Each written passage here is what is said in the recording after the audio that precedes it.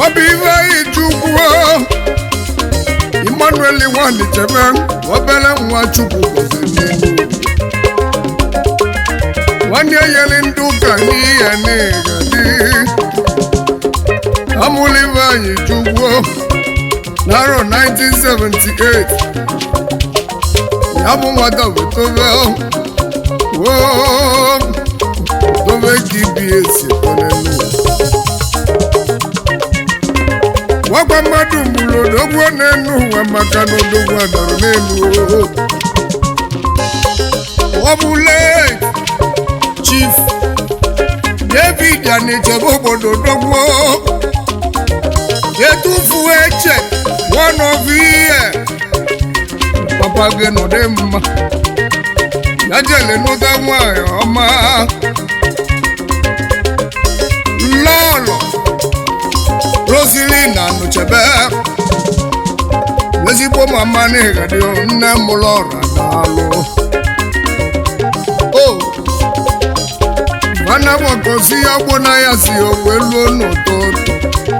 Welo no toto neno wa metampolo Wamwe bolo waka wa Iva Ichukwu Emmanuel Wani chebe Lesipo wani chebe Madike diaka Wanya wali made wega gonenu Ijelu wakubwe Iva Ichukwu ebida kukwo Wakuru primary school ya Namide Imenugu state Bayi Wakukuru secondary school ya Imamide Enugu State baye Wakuzi akwụkwọ Wawe bidolu DJ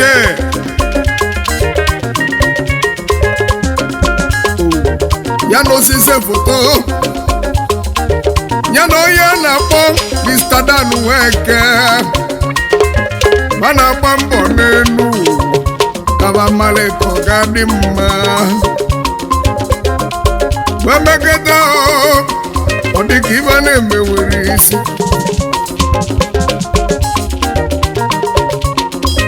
Wojeli ola Oje gba boy Agadi bụ Igbo nzekwe ebe ojeli ka ọ gba boy n'elu Owe nọkata na yola ọ dị ka ibe na-emewere isi n'elu Obidigwe wedulu ya Wejebe obodo Lagos State Eko ni baje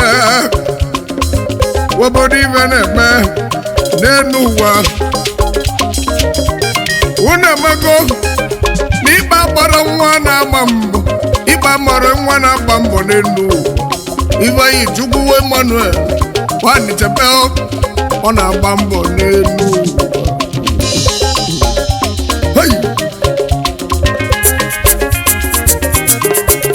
Ani ayele nduka niye Ani nduka Obuchu neche Ani nduka Madana rapaka Wenye tiyaga Nyana chukwa baliba Wenye tiyaga Obini kwa kewa yaso Ani nduka Ani ayele nduka niye Ani nduka Obuchu neche Ani nduka Madana rapaka Wenye tiyaga Nyana chukwa baliba Wenye tiyaga Obini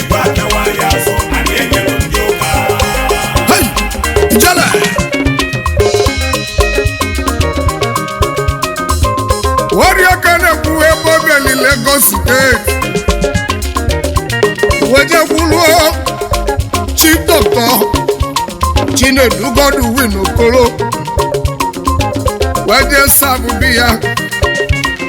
Dabali ya boy Unafudu Yabu Chief Doctor Godwin Chinedu Okoro Yabu Osuome Osuome wanu na ntu ebe nese Enugu State bayi okoko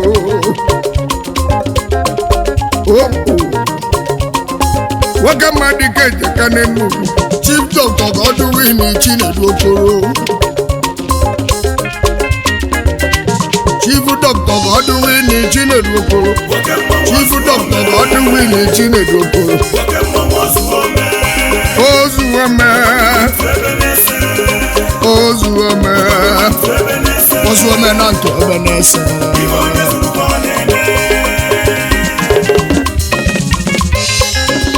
Yabu Chief Dr. Godwin Okoro, Wajali no dawo yoma o, no uche, Salome Okoro. Behind any successful man, there must be a woman. When you know the Zibo wine, then no Ogadi Ogodogo to Manoya no larger wine, then no. What will not take you no time? Or we can quit here. No, just Salome, Ogadi Malobi there. That's why you not do go. You see, gang, how about the man of good delivery? Why, man, and Danya can I get? Yabuchi Dr. Godwin Chinedu Okoro, Chief Executive Officer, Golden Metal Resources, Nigeria Limited, Yabu CEO, Golden Energy Wire and Cable, Nigeria Limited, Yabu Chief Executive Officer, Golden Villa, Hotel and Suites, Yabu Chief Executive Officer, Golden Bricks, Hotels and Suites, Yabu Chief Executive Officer, Golden Villa B&B, Hotels and Suites. Wakama woni dadi, wakala nyubi edocha, ayakenege. Wakama woni dadi. Chief Doctor Godwin Chinedu Okoro, Chief Doctor Godwin Chinedu Okoro,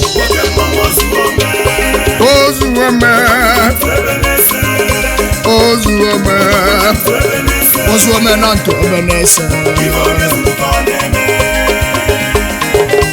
Hey,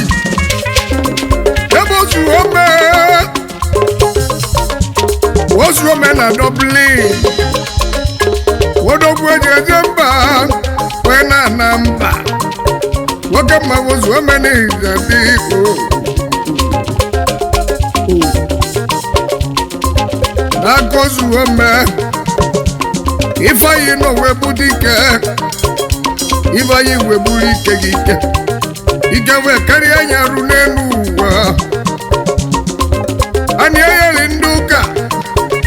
Anyeye linduka ni edaluo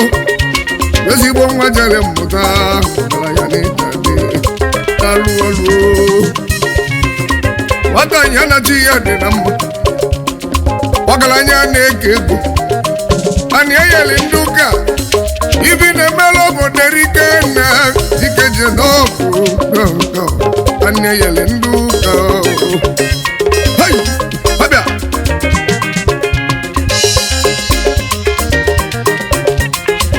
Iba chebe we chole nu wa we jenu ta wa dade ma lolo Chinedu Fidelia ani chebe wa yo mani gadi osodie makone dade wogoli ma lobi die Baba rade mana kudiri Ezi waye na duko Denuwa Ezi waye duko Ogori malobi de waye oma Ezi weekend ine mema Hey Chupu weko zefane nuwa Bawe muwa mumu Wenye bezi bumi no Chupu wenye bezi bumi no Waya liva Wasi za chukwa ni chepe Wabele mwani ayele nduka Chinedu ni chepe obele nwa na-eyeli ndị ụka Chukwu mere mma Anịchebe ezigbo nwa na ịgadị ka m si yọọ Chukwu n'ụwa ka o si eme ka m si yọọ Chukwu Anịchebe ka m si yọọ Chukwu ka o si eme ka m si yọọ Olisa ka o si eme ka m si yọọ Olisa ka o si meleba ife yi Chukwu Anịchebe n'ịgadị anyị eyeli ndị ụka ezigbo ụmụaka Chukwu yeli ife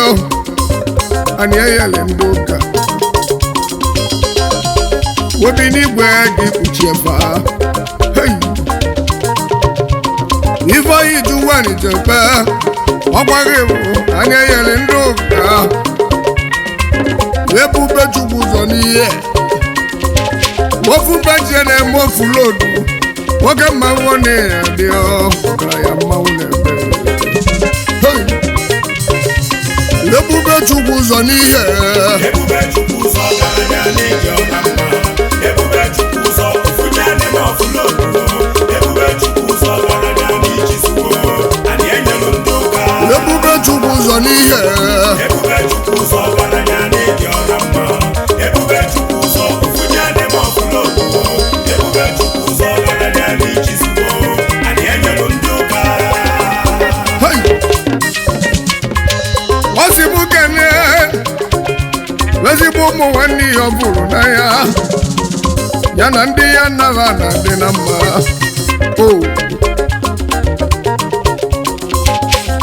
Ogbuefi John Ndubuisi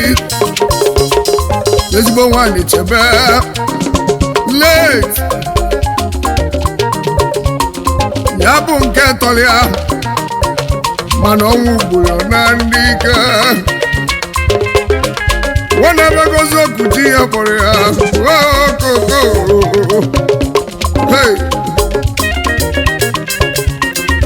anyị si ya na n'udo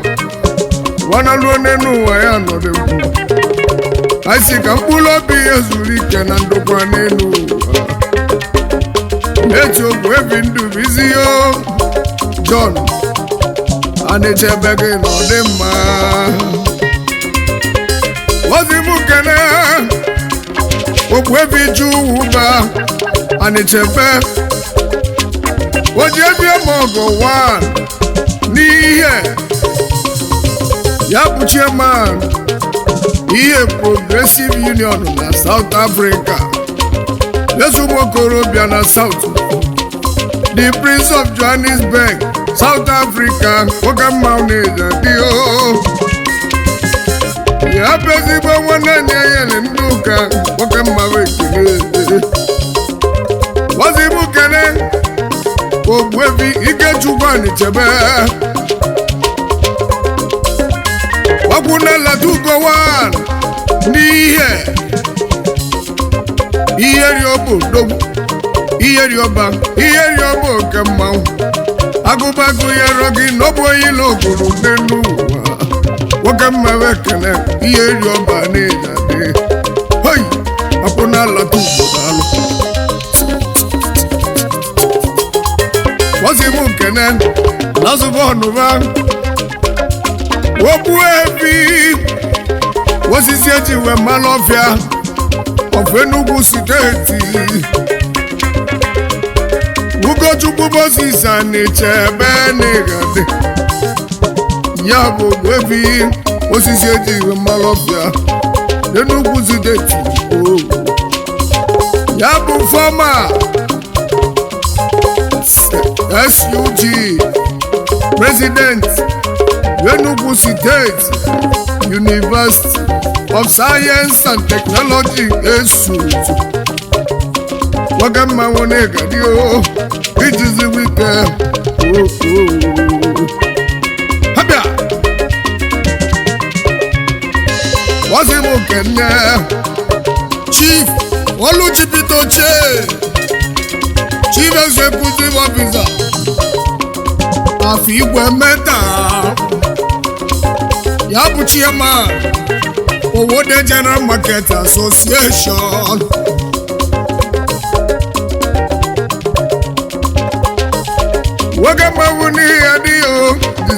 ya kene o waka mma na-ejede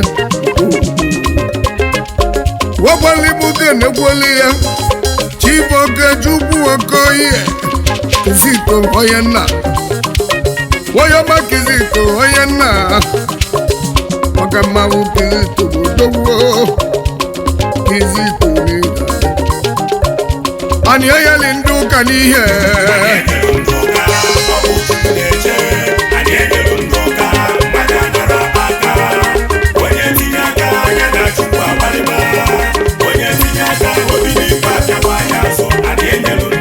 anyị ayali ndị ụka n'ihe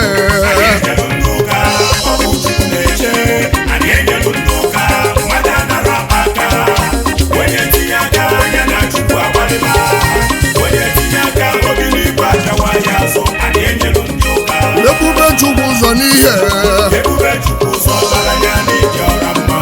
ebube chukwu ụzọ ofuji adị n'ọfụlọgwụ ebube chukwu ụzọ ọgaranya n'ichizugbo anyị enyelu ndị ụka ebube chukwu ụzọ n'ihe ebube chukwu ụzọ ọgaranya n'ịdị ọra mma ebube chukwu ụzọ ofuji adị n'ọfụlọgwụ ebube chukwu ụzọ ọgaranya n'ichizugbo anyị enyelu ndị ụka wakwali mukenelio chibuzansini abaka ozigbo 1 ozigbo n'ihe ozigbo na China ozigbo worldwide oge ma ozigbo n'igbo ya kene wakwali mukenelio chifeko ndubisi Andy Metal what you get here moko what a below him wo go simba 1 go simba ekene wo wale mo kene uche no fo oyi muchego wakama uchego ucho wone uche money o ti si keni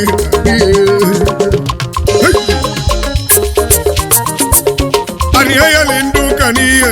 anyị enyelu ndị ụka ọ bụ chukwu na-eche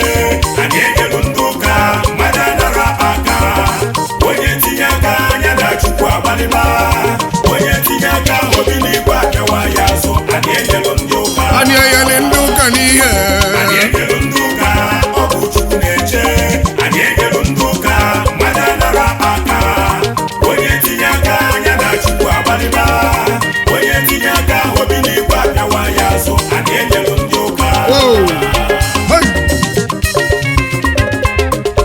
wakwali mukene kweli ya chief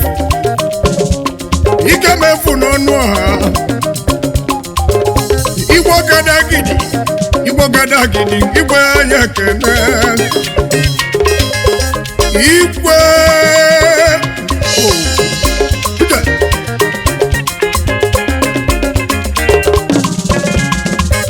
ọkwale mukene gbuo ogbuefi maazi ọ bụ na-eme onye ebuchi ebe a na-agba udene nwanụ n'ihe na-alụghọ ebe a na-agba udene wagbali mukenelihe chibuchibu ụwa keke chibuchibu bụ keke koko abụ nwa echeta nna abụ nwa echeta nna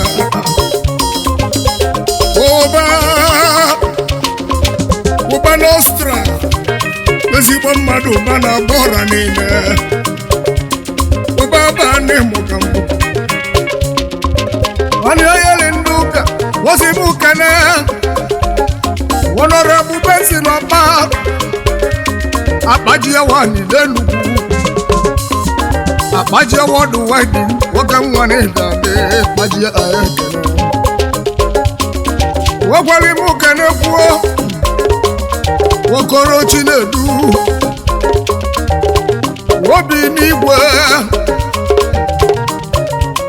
ogwe figirigi 1 n'ihe odogwu n'ije dị ogbu efi jajajajajajajaja hai ụgbọ wagwakwuru m kene chief Osco koro osi Lamborghini nwoke nwa mụchara mụcha na-eji adị osi Lambo na-arụ anyị ekene